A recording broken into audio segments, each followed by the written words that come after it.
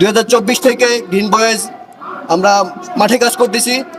আমরা নিজেরা সচেতন হই, আমাদের আপন আপন পরিবর্তনে আমাদের দেশ পরিবর্তন করা সম্ভব।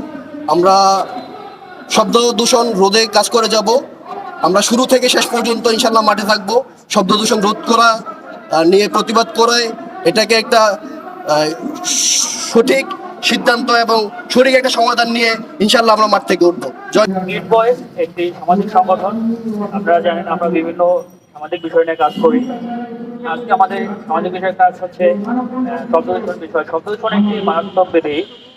এই শব্দ দূষণের কারণে মানুষের শ্রবণ শক্তির লোপ পায়। জানেন যে অযথা গাড়ির হর্ন বাজানোর কারণে গাড়ি ড্রাইভার থেকে শুরু করে রাস্তার লোক এবং অন্যান্য সকলেরই শ্রবণের সমস্যা হয়।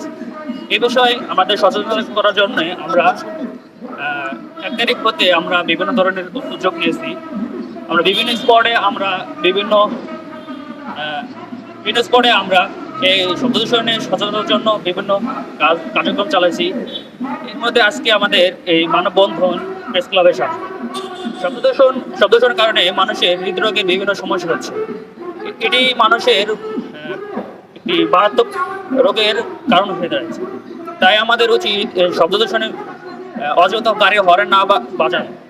শব্দ দূষণ মুক্ত বাংলাদেশ গড়তে আজকের এই গ্রিন ভয়েস কর্তৃক র্যালি। উপস্থিত সকলকে জানাই সাবুর সংগঠন। শব্দ দূষণ রোধ করতে হলে আমাদের সবাইকে সচেতন হতে হবে।